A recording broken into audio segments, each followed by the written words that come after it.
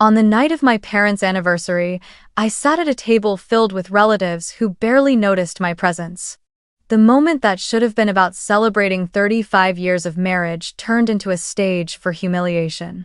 My sister's son walked over, grinning, holding a cup of soda. He looked me dead in the eyes and shouted, "Mom said you don't belong here," before pouring it straight into my lap. The cold liquid soaked my dress, the sticky sweetness clinging to my skin, while the entire table erupted in laughter, including my own parents. I smiled faintly, wiped my clothes, and kept quiet. But inside, something shifted.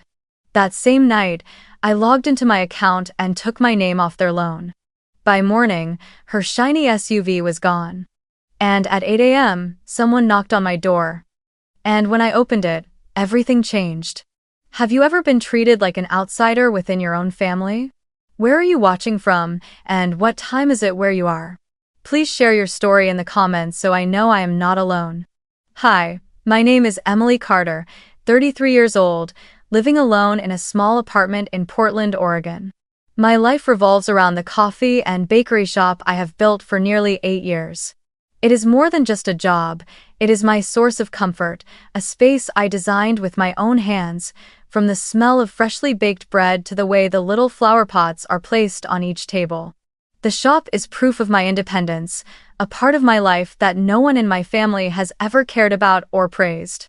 I learned to smile whenever they mentioned Sophia, my older sister, as if the world revolved around her alone. That May, my parents celebrated their 35th wedding anniversary. The party was held at an upscale restaurant by the lakeside in Seattle, with wide glass windows looking out over the glittering water at sunset. I drove nearly 4 hours from Portland, carrying with me a small gift of finely crafted silver picture frame I had ordered especially, hoping my parents could keep a new memory inside it. The moment I stepped in, I felt out of place. The elegant setting, the cheerful laughter, the relatives talking warmly with one another, it all felt like a perfectly rehearsed play. I appeared like a supporting actor, unnoticed, without a greeting beyond indifferent glances. Sophia sat at the center of the table with her husband and their 12-year-old son, Ethan. Every eye in the room was on them. My father spoke proudly of Sophia's achievements, as if she was their only pride, her newly opened fashion boutique, her contracts with major brands. My mother followed with a glowing smile, adding every little detail to make sure everyone knew how perfect her eldest daughter was. I sat quietly at the corner of the table, trying to look normal, only turning my glass of water in my hands. No one asked about my coffee shop, nor did they mention the small award I had just received from the local business association. I was a shadow in that sparkling family portrait. In the middle of everyone raising their glasses for a toast, Ethan suddenly stood up. He held a cold glass of soda and slowly walked toward me. At first, I thought he was only trying to tease me, but the way his eyes locked on mine told me something was wrong. With the whole table watching, Ethan stopped, lifted his chin, and shouted, "Mom said you don't belong here." Then, without a moment of hesitation, he poured the soda straight into my lap. The icy liquid spread quickly, sticky and sweet, soaking through my dress. I froze, while the entire table erupted in laughter as if they had just witnessed a brilliant comedy act. I lifted my head and looked around, hoping at least someone would speak up. But my father only shook his head and chuckled. "Kids will be kids, he's just being honest." My mother patted Sophia on the shoulder, laughing lightly. "He only said what was on his mind, don't take it to heart." Sophia smiled triumphantly, not offering a single word of apology. As the laughter carried on, I simply picked up a thin napkin and slowly dabbed at the spreading stain on my dress. I forced a faint smile, no reaction, no argument. My whole body trembled, not from the cold, but from the undeniable truth that struck me at that moment: they had never considered me a part of this family. As I sat in the car leaving that anniversary celebration, I let memories wash over me in layers like waves hitting the shore, and suddenly everything became clearer than ever. That evening was not a beginning. It was the inevitable result of years of being placed in the role of an outsider within my own family. From a young age, my parents created two different worlds under the same roof. The first world belonged to Sophia, the perfect daughter, the brilliant pride of the family. The second world, small and faint, belonged to me. I still remember when I was in 4th grade, on Sophia's birthday, the whole family threw an outdoor party with balloons, a 3-tier cake, neighbors and friends filling the yard. My parents stood together, eyes shining with happiness, proudly telling everyone that their eldest daughter had won an academic award and was definitely going to a top university. A year later, for my birthday, the small gift box contained only a store-bought card from the local grocery. No party, no special wishes. I remember smiling and saying thank you, but then I sat on my bed for a long time, clutching the card while tears streamed down my face. Sophia grew up receiving the best of everything. When she graduated high school, my parents gave her a brand new Toyota Corolla, while for me, 4 years after I graduated, there was only a message. Congratulations. Remember to work hard so you can buy what you need yourself. I tried to comfort myself that perhaps I was stronger, didn't need as much help as Sophia. But as I grew older, I understood that this favoritism was not because I lacked effort. It was because, in my parents' eyes, I had never been a child worthy of pride. When Sophia got married, all the favors and privileges continued to flow in her direction. From her first house to a trip across Europe, and later when she had a child, everything was either paid for by my parents or proudly flaunted to relatives. Meanwhile, I was studying while working part-time, struggling to cover tuition and rent. No one ever asked if I needed help, it was simply assumed that I was fine. I will never forget the only time I asked my mother for a small loan to fix my old car. She sighed and said, "Honey, we can't always be reckless with money, you have to learn to take care of yourself." Yet, only weeks later, they bought Sophia and her husband a brand new sofa set worth several $1,000s as a wedding starter gift. As Ethan, Sophia's son, grew older, the favoritism stretched into the next generation. Every time Ethan was disrespectful, my parents laughed it off, saying, "Kids being playful is cute." Once, he mocked my weight in front of everyone, and instead of correcting him, my mother turned to me and said, "You really should lose some weight." He's not wrong. I had never felt so small. Even though I promised myself countless times that I would keep my distance, I still returned during holidays, still brought gifts, still held on to the hope that one day my parents would see I too deserved to be loved. The most painful moment came from my father, the one I once believed would be fair. He pressured me into co-signing a loan so Sophia could open her fashion store. At that time, I had just started my coffee and bakery shop, still struggling to raise enough capital, but my father said bluntly, "You're the only one in the family with a good enough credit score. This is family business, don't let us down." I remember sitting in my room that night for hours, pen trembling in my hand, knowing that if I signed, I would be taking on a risk that was never mine to bear. But I signed anyway, because I still longed to be recognized as a dutiful daughter, as a true member of the family. I thought that if I helped Sophia, maybe my parents would finally look at me differently. All those memories rushed back when Ethan poured the icy soda into my lap during the anniversary dinner. The uproarious laughter around the table was not just about a child's prank, it felt like a blade confirming that the years I had been pushed to the margins were never imagined. They had raised a child bold enough to spit on my worth because my parents had never considered me worthy of sitting at the same table as them. Remembering every holiday, every gift, every indifferent glance, I realized this moment was no longer a fresh wound but the final verdict on a past that had been abandoned. On the highway from Seattle back to Portland, the yellow lights stretched into blurred streaks ahead. Usually, after being hurt by my family, I would cry, torment myself, then find excuses for them, that my parents were getting old, that Sophia only wanted to impress, that Ethan was still too young to understand. But that night was different. I did not cry. There was none of the usual tightness in my chest. What I felt more than anything was a cold emptiness, as if I had stepped out through a door I had never truly been allowed to open. I looked into the rearview mirror at the city fading behind me and thought to myself, they never saw me as one of them. Never. As the car turned onto the familiar streets leading back to the small apartment where I live, I replayed the mocking looks from around the table. The laughter that followed the cold soda as it spread across my dress, my parents' applause, Sophia's triumphant face, all of it unfolded like a slow-motion film. I had endured 33 years, believing that if I tried a little harder, sacrificed a little more, they would finally open their arms. But tonight, sitting in the dark of my old car with the scent of asphalt mingling with the soda still clinging to my dress, I knew I had been wrong. There was no place for me in this family.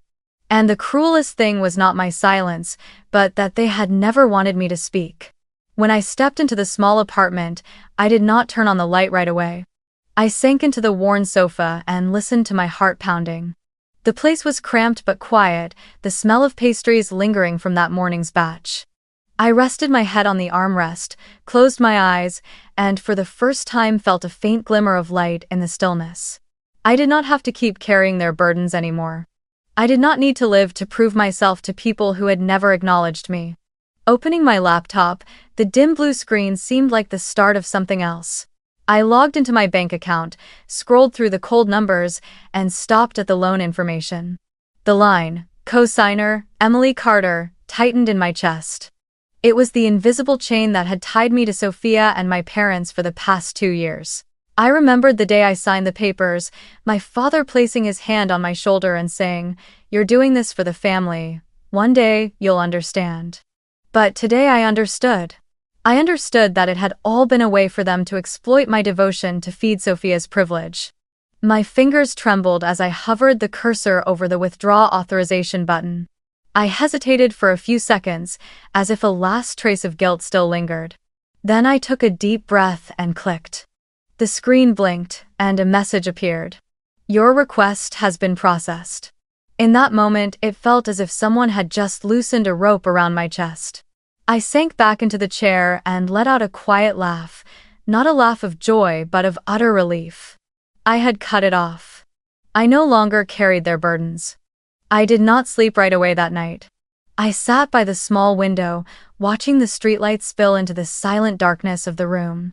I thought about the years that had passed, the meager greeting cards, the parties where I was forgotten, the times I was mocked in front of others, and all the moments I had turned a blind eye in the faint hope that my family would change. All of it now lined up into a long chain leading to this exact moment. If it had not been for Ethan's soda, perhaps I would have kept enduring, kept clinging to the collar of so-called family ties, but now it was different. That glass of soda, and the collective laughter that followed, was the bell that rang the end. I closed the laptop and stood, walking to the small kitchen table where I usually prepared dough. My hand brushed the glass jar of yeast, a familiar object tied to my daily work. I realized that my life, my work, the joy I found in the coffee and bakery shop, had all been built by me alone, with no contribution from them. And if I could build so much by myself, I could surely continue without carrying anyone else's weight. Before going to bed, I looked at myself in the mirror, at the faint stains still marking my dress, and I smiled.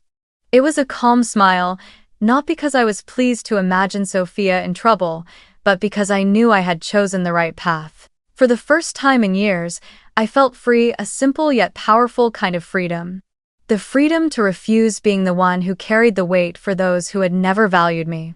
And inside me, a firm truth echoed. From this moment on, I owed them nothing. The next morning, I woke to the blare of a tow truck's horn outside.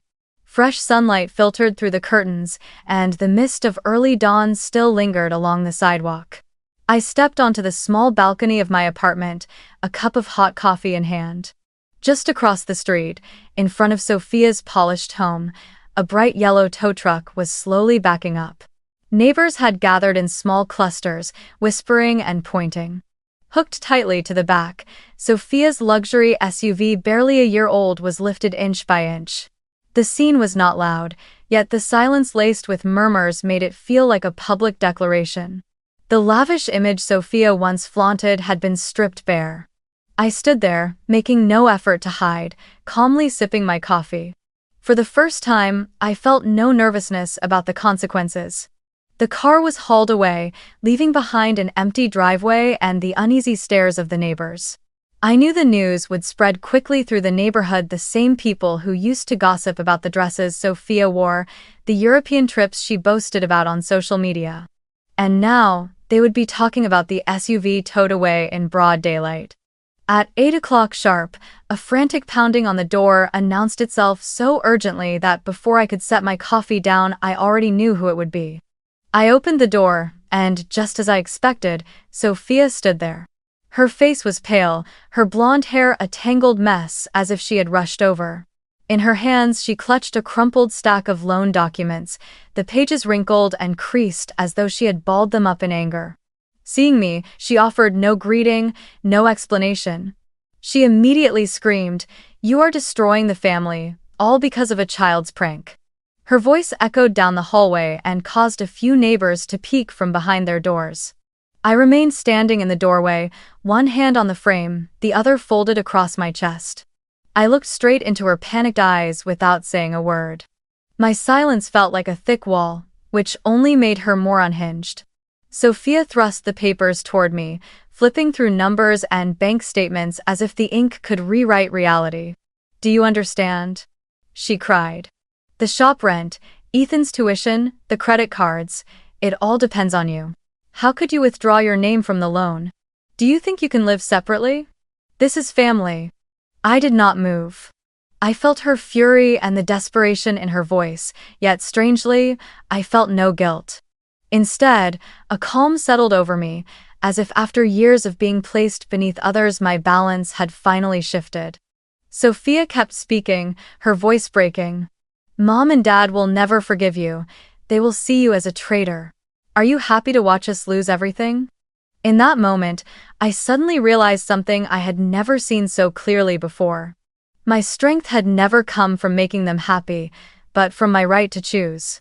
I had signed as a co-signer out of pressure, out of a desperate desire to be acknowledged. And now, it was also my right to cut it off. My silence left Sophia choking on her words. She waited for me to justify myself, to tremble and apologize, but all she got was a calm, steady gaze. After a long pause, Sophia exhaled sharply, her arm falling limp, the papers nearly slipping from her grasp. I saw her fingers trembling, not from the cold but from the dawning realization that I would no longer be the shield they could hide behind. Before turning away, she threw out one last line. "You'll regret this." I gave a slight nod, a careless acknowledgement, then closed the door. The click of the lock sounded like a full stop. I stood in the quiet apartment, listening to the steady rhythm of my heartbeat, and for the first time in years I did not feel dragged down by their unreasonable demands. The feeling was hard to describe, not triumphant joy, but a profound relief. As if an invisible chain had just slipped from my wrist. I poured myself more coffee, sat down on the sofa, and drew a deep breath. Outside, Sophia was surely calling our parents, crying, accusing me. But inside this apartment, all that remained was stillness and a new kind of power, the power to decide my own fate. The morning after Sophia's SUV was towed away, the days that followed became a storm of relentless calls and messages. My phone rang every hour, and every time the screen lit up it was my mother's or my sister's name.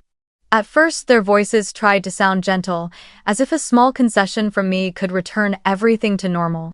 "Emily, don't make this worse. Sophia just made a mistake, you're her sister, you should let it go."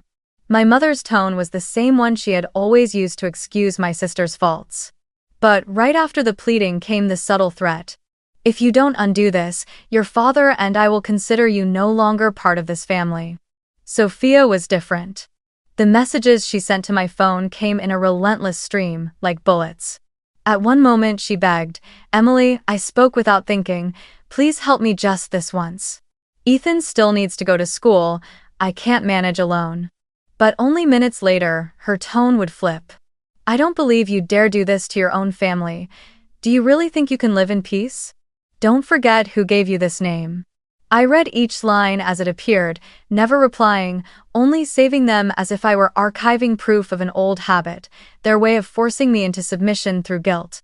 The worst of all was Ethan. He was only 12, yet his behavior already carried the arrogance nurtured by years of indulgence. One afternoon, I opened my phone to see a new notification. It was a TikTok video, Ethan standing with a few friends, pretending to pour soda over his clothes, howling with laughter, then staring straight into the camera and saying, "Aunt Emily doesn't belong here." The mocking laughter that filled the video made me feel both furious and sick to my stomach. I remembered the moment that freezing soda spilled into my lap at the anniversary dinner, and now the boy had turned it into a public joke. I tried to push it aside and continue with my work at the coffee and bakery shop, but it did not end there. One late evening, as I locked up and walked into the parking lot, I froze. My old car sat quietly under the streetlight, but its body had been slashed with deep scratches running from front to back, the paint peeled in jagged streaks. My hands shook with anger, but before I could react, my eyes fell on the shop's front window. A large crack split across the glass, the pane shattered into a spiderweb pattern, fragments scattered across the sidewalk. I stood still for a few seconds, stunned, a wave of fear and bitterness rising inside me. They had brought their spite into my work, into the place I had built with my sweat and tears. I took a deep breath and hurried to check the security cameras. The screen showed the undeniable scene in clear detail. Ethan and another boy, both wearing hoodies, were laughing like they were putting on a show. One of them used a key to scratch my car, while Ethan swung a club at the shop window, filming with his phone as he went. When the glass cracked, they laughed in delight, and Ethan even turned to the camera and made a mocking gesture. I sat frozen in front of the screen, but instead of crying or collapsing like I would have before, a different feeling rose up inside me. Enough. I could not stay silent one more time. I could not keep letting them think I would endure forever, that I would bear all the consequences to preserve so-called family ties. That night, I did not take long to decide who should be the first to see the evidence. I immediately sent the video of Ethan and his friend vandalizing my car and smashing the shop window to Uncle Ray, my father's younger brother, a man I had always considered a quiet support within the family. Ray had worked many years in the legal field before retiring, and on many occasions he had been the only one to encourage me and tell me to stand tall when they put me down. When Ray received the file, his voice over the phone was calm but sharp. "Send me everything you have. I will look and tell you what to do. But hear me, if you let this pass, they will think you have no value. They will push further." His words were both a warning and a push I could not ignore. I felt myself strengthen. It was time not only to protect my property, but to protect my dignity and my safety. The next morning, Ray came to the shop with a stern face, carrying a bag of documents and his laptop. We sat in front of the screen, reviewing every frame, every second. The two boys in hoodies approaching, Ethan laughing as he struck the glass, holding up his phone as if he were filming a comedy. Ray pointed to each detail, noting the time, date, and camera angle, confirming that all the footage had timestamps and showed no sign of tampering. "This is solid evidence," he said. "We'll take it to the police, and I'll go with you when you make your statement. At the same time, I'll contact a civil attorney to explore compensation and possible charges for vandalism and defamation if necessary." A strange sense of reassurance washed over me, not because I wanted revenge, but because for the first time in years I felt that a legal process was standing on my side. That afternoon we went to the police station. The officer who took my report was a middle-aged woman named Investigator Lee. She listened carefully as I recounted everything. From the anniversary dinner, the words, "You don't belong here," to the TikTok video and the threatening messages. Ray sat beside me, occasionally adding details about the bank accounts, the co-signed loan, and the list of preserved evidence. After reviewing the video, Investigator Lee noted in the report, "Evidence of property damage, harassment, and potential involvement of a minor." She continued, "We already have a few complaints related to Ethan in his school record, but until now, there hasn't been strong visual proof like this. This time, it could lead to criminal charges or be entered into the juvenile system for intervention. We will open a case file, assign a case number, and appoint an investigator. You need to keep the evidence intact. Do not delete or alter any files." For the first time, I heard the words, "Open a case file," without feeling fear. Instead, there was a sense of tangible support. In the days that followed, the police called back to inform me they would be contacting Ethan's school to verify prior reports. They also invited several witnesses, regular customers of mine, who had seen the vandalism to come in and give statements. At the same time, Ray helped me draft a letter to the bank confirming that I had withdrawn my name from all documents tied to Sophia's shop, closing off any legal loopholes they might use to shift responsibility. He also reminded me of the possibility of a civil suit. In addition to the costs of repairing the window and the car, we could seek damages for emotional distress, since the actions were clearly intended to humiliate and harm my reputation. The legal path became clear. Criminal proceedings for vandalism and harassment, juvenile proceedings for Ethan, which could mean mandatory counseling, community service, and educational intervention, and civil proceedings to restore both financial and personal damages. Word of the incident began to ripple through the neighborhood. Some neighbors voiced support, while others grew awkward and kept their distance. A few calls even came from Sophia's suppliers, checking in and reporting that there had been suspicious transactions involving my name evidence. Ray urged me to safeguard for the civil case. My life became unsettled with emails, calls from Ethan's school, and the steady pulse of an investigation taking shape. Yet with every step in the legal process, my resolve grew firmer. I was no longer the passive one. I was the one initiating justice for myself. And when Ray patted my shoulder before leaving, he said, "You did the right thing. Let the law handle the rest." I looked at the computer screen, at the frozen frame of Ethan laughing in mockery, and felt a new determination rising inside me. Never again would I allow anyone, not even those bound by blood, to turn my worth into a joke. As the legal procedures began to fall into place, I knew there was another matter I had to decisively address. The invisible financial ties I had long allowed my family to manipulate. Those ropes were not loud or visible, but they bound me tightly to the cycle of Sophia and our parents, turning me into a steady support they could lean on whenever they were in trouble. If I truly wanted freedom, I had to sever everything. I sat at the small kitchen table in my apartment and spread the papers out in front of me. The stacks of documents I had signed under pressure and in tears now looked like marks of weakness. First, there was Sophia's shop lease. 2 years earlier, it was my father who had forced me to sign as a co-tenant to help your sister start her business. I still remember his heavy handshake and the stern voice. "You're the only one in the family with good credit. If you don't help, Sophia will collapse from the start. Family must protect each other." Back then, I foolishly thought that sacrifice would make them see me differently. Instead, I became the shadow standing behind, while they boasted about the store as if it were all Sophia's work alone.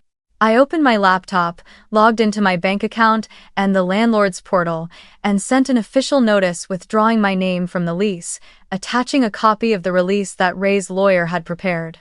It was a single click, but it felt like cutting through a heavy chain around my neck. Next came the e-commerce accounts and business licenses I had once put under my name for Sophia. When she first opened her boutique, she didn't meet the legal requirements to register for PayPal, Stripe, or even a tax ID. My parents turned to me instead, insisting, "You understand technology, help your sister out." I handled everything, filling out forms, opening accounts, even filing taxes, yet in return I received only dismissive remarks. Now, staring at the lines of information tying my name to Sophia's shop, I felt a chill. If I left it untouched, any fraud or mishandling on her part could collapse onto me. I contacted the platforms directly, submitted requests to close the accounts, and attached documentation proving the information was being used beyond its original purpose. Each confirmation email that returned with the words, "Account has been deactivated," felt like a cold snip of scissors, cutting through strands of a web they had tangled around me for years. The third step was the secondary credit card my parents had forced me to open. I remembered how my mother once held my hand, her voice sweet. "You're the responsible one. Put your name on a card for the family, just in case of emergencies." Foolishly, I believed it would make me an important part of the family. But those emergencies quickly turned into countless shopping sprees for Sophia clothes, jewelry followed by bills shoved at me to cover for now. I had paid more than I could count, just to keep the peace. Now, I called the bank directly, demanded the cancellation of every supplementary card, and made it clear I would no longer be responsible for any charges. The bank representative confirmed in an even voice. The secondary accounts have been terminated. You are now responsible only for your primary account. I closed my eyes and felt relief spreading through me. Step by step, I unraveled every tie that had sunk me deeper into my parents' and Sophia's control. I organized all the paperwork, compiled it into a single file, and attached the statement prepared by Ray's lawyer. When I finished, I sat quietly in the midday light, an unfamiliar calm settling over me. I knew that my actions would bring serious consequences for the family, but that was the price of truth. They had grown used to living off my sacrifices, and now they had to learn to stand on their own feet. Just a week later, the results were unmistakable. Sophia's boutique closed. A sign reading "closed until further notice" was taped to the glass where the flashy grand opening banner my mother, once photographed and boasted about, had hung. I heard from a few acquaintances that the landlord had posted an eviction notice because there was no longer anyone guaranteeing the lease. The deactivation of the online merchant accounts caused the boutique's web store to collapse as well. Sophia called me incessantly, her voice hoarse with screaming, and my mother left long messages condemning me as cruel to my own blood. But I no longer trembled or felt tormented inside. The family fell straight into debt. I overheard through relatives: credit cards frozen, Ethan's tuition unpaid, the previous loans suddenly demanded by the bank. The glamorous image they had built began to crack into pieces. And for the first time, I did not feel guilty. I felt that I had done what was necessary to survive, to protect the life I had painstakingly built for myself. One rainy afternoon, I sat in my coffee and bakery shop, watching customers come and go, listening to the hum of laughter and conversation as the sweet smell of pastries filled the air. My heart felt lighter, as if it had been washed clean. I knew the battle was not over, that they would still try to pull me back into the old cycle. But, by now, I had something they would never have: freedom. And I silently vowed that whatever the cost, I would hold on to it. I thought that withdrawing my name from the loans and closing all the connected accounts was the final period at the end of the sentence. I thought the family would slowly accept the truth that I was no longer their backup wallet. But fate seemed to have its own way of exposing the secrets they had tried so hard to bury. And this time, I was no longer the victim, but the witness to every mask falling away. One late afternoon, as I was cleaning up the cafe, my phone buzzed. An unknown number. I hesitated for a few seconds before answering. On the other end was a trembling female voice. "Excuse me, are you Emily Carter?" I confirmed, and she introduced herself as Hannah. She had once worked as a sales clerk at Sophia's boutique. I vaguely remembered her face, a young woman who often stood behind the counter whenever I stopped by, though we had never spoken much. Hannah's words came quickly, as if she feared she might lose her courage if she slowed down. "I don't want to get dragged into this, but I can't take it anymore. I have messages where Sophia and your mother talked about setting you up." My body went cold, my heart racing. Hannah continued, her voice breaking. "They said you were unstable, that they had to make everyone believe you weren't capable of handling finances. I accidentally saw it in a work group chat, and I saved it." I arranged to meet Hannah at a different cafe, a few blocks away from mine, to avoid curious eyes.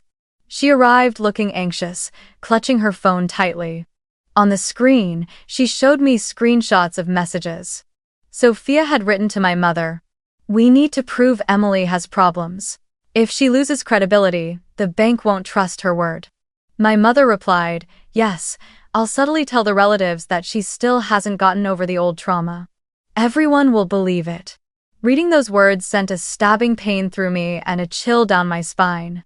So the pitying looks a few relatives had given me were not by chance. They had all been part of a filthy plan to break me. I immediately forwarded the evidence to Ray. He sat silently for a few seconds, then nodded. This isn't just cruelty within a family, this is collusion to smear your reputation legally. It could be considered defamation. Ray quickly backed up all the messages and added them to the case file. His voice was sharp. "We'll bring this into the charges. They have no room left to deny it." Before I had even recovered from the meeting with Hannah, another call came. This time it was from a fabric supplier for Sophia's boutique. The man was direct. "I'm calling to ask if you really agreed to these invoices Sophia sent, because your name appears on the paperwork as a co-owner." Stunned, I asked him to send me a copy. When the file arrived, my heart sank. There it was, my name, Emily Carter, alongside a forged signature next to Sophia's.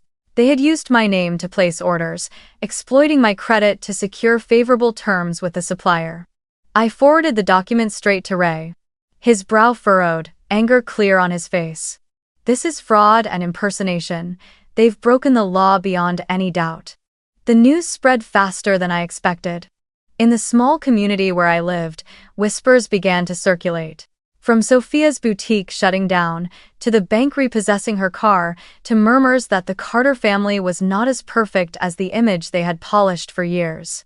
One regular customer leaned in and whispered to me, "Everyone always thought your parents were the model couple with successful children. But I hear it's all unraveling now." I simply stayed quiet and gave a faint smile. I didn't need to add anything, truth was already speaking loudly enough. Ray immediately added the new evidence to the legal file: financial fraud, impersonation, and systematic harassment. He explained, "The key point is that we don't just have the video of vandalism. We now have documents showing they used your name for personal gain. This is going to backfire on them." Hearing the words fraud and impersonation made me feel both pain and relief. Pain, because it was my own parents who had joined Sophia in orchestrating this scheme. Relief, because at last the light of the law was shining into the darkness they had created. That night, I received another anonymous message on Instagram. "You shouldn't meddle in family business. Stay quiet before things get worse." I knew instantly it had come from Sophia or someone close to her, but instead of trembling, I took a screenshot, saved it, and deleted it from my phone. I no longer allowed such cheap threats to take root in my mind. I had built a wall of protection around me now, truth and the law. In the days that followed, the tension in the community became even more visible. A few of Sophia's old friends stopped interacting with her on social media. Some suppliers canceled their contracts. Even the church my parents regularly attended began to murmur. I heard from an acquaintance that the priest had given a reminder. No one gains anything by turning family into a tool for deceit. It was the first time I felt the blind faith of our relatives and neighbors in the perfect Carter family begin to crack. I did not rejoice in their downfall. I felt no glee when I heard the boutique was on the verge of bankruptcy. What I felt most deeply was fairness. They had once wielded family ties as a weapon, had exploited my credibility for their gain, had pushed me into the shadows so they could shine. Now the light was turned directly on them, exposing every fracture. And I knew this was only the beginning of a larger confrontation to come in court.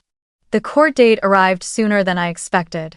In the weeks leading up to it, Ray and the civil attorney he had introduced to me prepared every file, numbered each piece of evidence, and backed up all the data onto both USB drives and printed documents. I was told again and again, "All you need to do is tell the truth, stay calm, and let the law do the rest."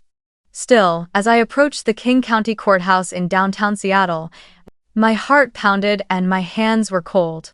Before me, the gray stone building loomed, with its tall steps leading up to heavy wooden doors.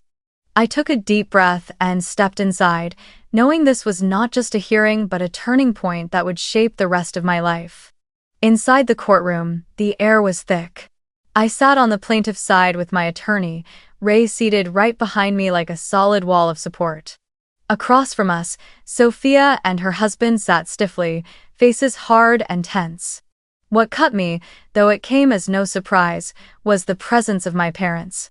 They chose to sit beside Sophia, just behind the defendant's row, their cold eyes passing over me as if I were a stranger. I had braced myself for that possibility, but seeing them truly aligned with the other side still made me tremble. The trial began with the presentation of evidence.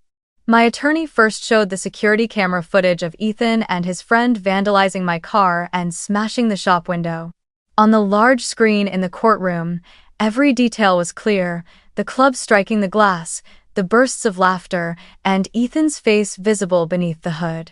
The room fell completely silent when the clip ended, broken only by faint whispers and the judge's pen tapping lightly on the bench.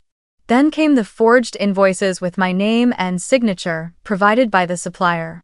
My lawyer highlighted the inconsistencies in the handwriting, comparing them with samples of my genuine signature. Next were the messages Hannah had given us, the conversation between Sophia and my mother about setting Emily up. Hannah was called to the stand, her voice trembling but firm. I saw it with my own eyes, and I don't want to stay silent anymore. Then it was my turn. I stood, my hands clenched tightly, and told the story from the beginning. The anniversary dinner, the freezing soda in my lap, the laughter that echoed around the table, the mocking messages, and the crushing feeling of being cast out of my own family. When I repeated Ethan's words, "Mom said you don't belong here," I glanced briefly at my mother. She lowered her head, offering no denial, but showed not the slightest sign of remorse. In that moment, I realized I no longer expected recognition from her. All I wanted was for justice to stand on the side of truth.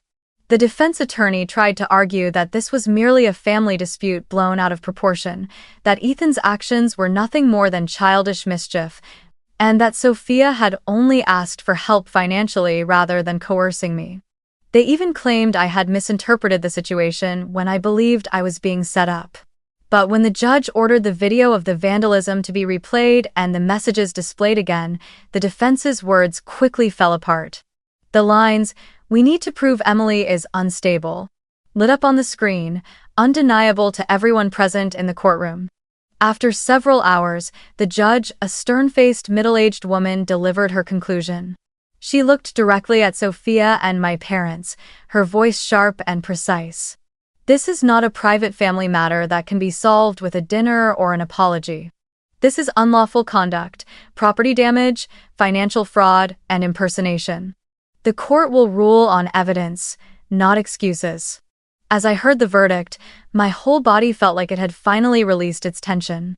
Sophia and her husband were ordered to compensate me $32,000 to cover material damages, car repairs, window replacement, and part of the legal costs. Ethan was placed in a mandatory 200-hour community service program, along with juvenile counseling.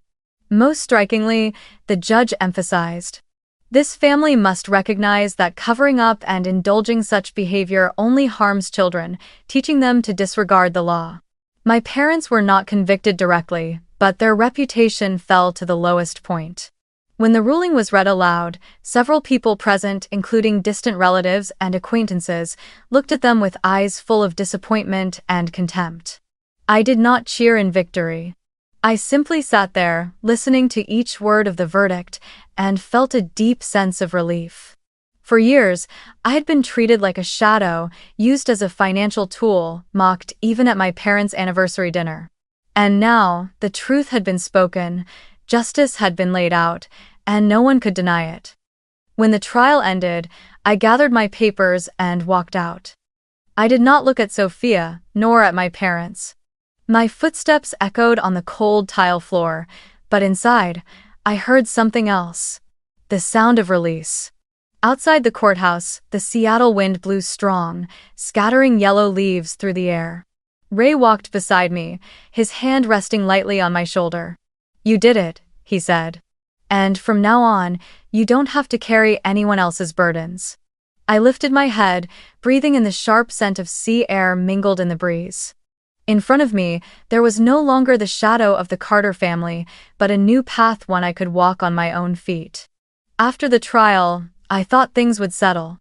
But like an animal cornered, Sophia's family did not accept defeat easily. In the first few weeks, I still noticed traces of petty harassment. One morning, when I opened the shop, the words "traitor" were sprayed in red across the side wall. Another time, my mailbox was stuffed with scraps of paper scrawled with anonymous notes. "The family will never forgive you." But this time, I did not tremble. I photographed everything and sent it straight to the police, and the difference was, they no longer ignored it.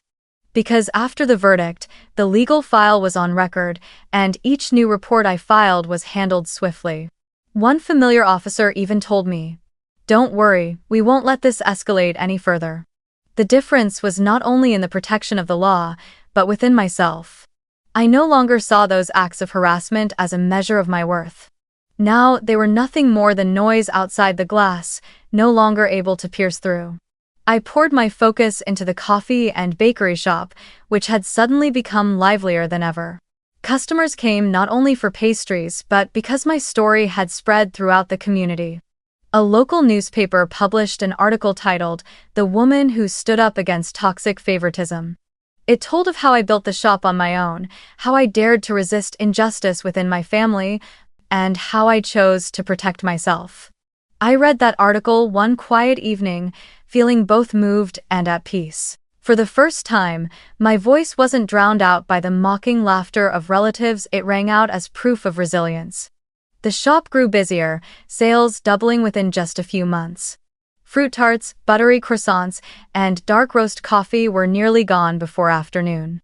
I hired more staff, expanded the menu, and hosted small workshops for high school students on baking. Not long after, I received a letter from the Portland Small Business Association, informing me that I had been honored as Small Business of the Year. I had to read the words several times before I could believe them. At the awards ceremony, I stood on stage, bright lights shining down, facing an audience full of strangers yet filled with support. I spoke briefly about my journey, emphasizing that success does not come from being coddled but from standing tall when others want to see you fall. The applause thundered through the room, and I felt my eyes grow wet. While I was busy moving forward, news about Sophia and my parents trickled back to me, mostly through distant relatives or old acquaintances. Sophia's boutique was officially bankrupt, the landlord putting up a for lease sign. Several suppliers filed lawsuits over fraudulent contracts. Her husband, the one she used to flaunt as a brilliant business partner, lost his job because the company wanted no connection to the scandal. My parents, who once stood proudly in church and in the community as a model couple, now found themselves shunned. Someone told me that during a church service, when my father stood up to speak, the room fell into awkward silence, without a single clap. The honor they had clung to for so long was crumbling piece by piece. The isolation came from the very community they had once tried to control. Whispers turned into public conversations. The Carters weren't perfect, they pushed down the younger daughter to pamper the elder. Now everything is out in the open. I heard these words secondhand, but I no longer felt bitterness. What I felt was justice, simple and natural, finding its way at last. One evening, as I locked up the shop, I paused at the window, the yellow streetlights spilling across the rain-slicked sidewalk. I thought about the path I had walked from the freezing soda spilling across my dress at the anniversary dinner, to the bursts of mocking laughter, to the nights I trembled signing papers for the family. Now, all of that was behind me. I no longer had to strain to prove my worth to people who never wanted to see it. I had customers, employees, and a community that valued my story. And, most importantly, I had myself a stronger, freer, and respected Emily. I know there will still be malicious rumors, still cold stares from those who share the Carter name. But unlike before, I no longer feel fear or shame. What I feel now is calm. My life is not defined by their approval. It is defined by how I rose after everything and how I chose a new path for myself. And on that path, I walk with one clear belief. I don't need a toxic family to survive, I only need myself. One quiet weekend afternoon, Portland was draped in light rain, the silver-gray sky reflected on the wet sidewalks. I was wiping down the counter, rearranging the trays of pastries nearly sold out for the day, when my eyes caught the large front window. Outside, standing silently beneath the awning, were my parents. They didn't knock, didn't wave, just stood there, their eyes searching inside as if looking for something. For a moment, I felt surprised, but instead of the sharp ache that used to grip me, my heart only rippled softly and then stilled. I kept wiping the counter, adjusting the menu board as though I hadn't noticed them at all. A few minutes later, when the last faint light of the day shone through, I gently switched off the lights, locked the door, and drew the curtain. When I looked out one final time, they had already turned and walked away. No words, no tears, no staged reconciliation. Only two aging silhouettes, lost in the city that once proudly called them the model family. In that moment, I realized what I had waited for all those years: a single apology, an embrace, a look of recognition was no longer necessary. I didn't feel pain anymore. I didn't feel empty. Instead, a strange peace settled over me. I was no longer binding my life to their eyes or their approval. I didn't need them to feel worthy. I had rewritten the definition of myself, and it was a definition no one could ever take away. I often hear people say, "Blood is blood, you must forgive." But my experience taught me that sometimes blood ties are the most toxic weight of all, suffocating you until you cannot breathe. Forgiveness does not mean returning to accept being hurt again. Forgiveness, at times, means having the courage to let go, to walk away, and to stop waiting for them to change. True healing is not when they collapse, it is when you stop letting them define your worth.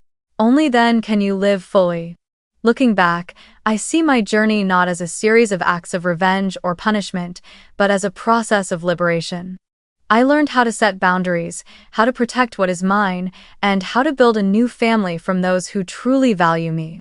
They are the young employees at my shop who wake with me at dawn to bake bread, the loyal customers who leave notes saying, "Thank you for being strong," the friends who share no blood with me yet reach out their hands whenever I need. They are the family I once thought I would never have. One evening, after the shop had closed following a busy day, I sat with a few of my staff. A young college student who had just started working part-time hesitated before asking, "Emily, how are you able to be so strong when facing your own family?" I smiled, took a sip of warm tea, and replied, "No one is born strong." I cried, I trembled, I wanted to give up. But one day I realized that if I kept bowing down, I would lose myself. And when I chose to stand up, I discovered that strength had always been inside me, just waiting to be called by its name. I saw her eyes glisten, and I knew my story had become a living lesson for someone else. I want to share this message with everyone hearing my story today. You have the right to walk away from a toxic family. You have the right to choose peace over blood ties. You have the right to set boundaries, even with the people who gave you life. Don't let anyone tell you that you are selfish for protecting yourself. The truth is, freedom and self-respect are never selfish.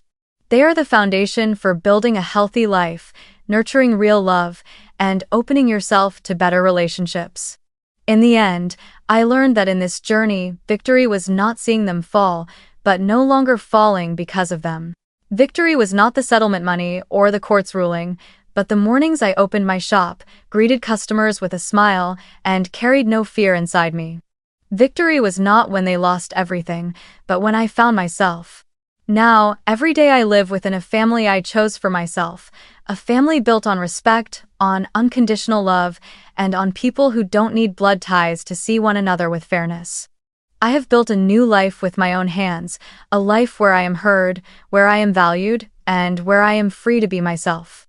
And when night falls, I go to sleep in peace, knowing I am no longer the shadow in the Carter household. I am Emily, and I have found my true family.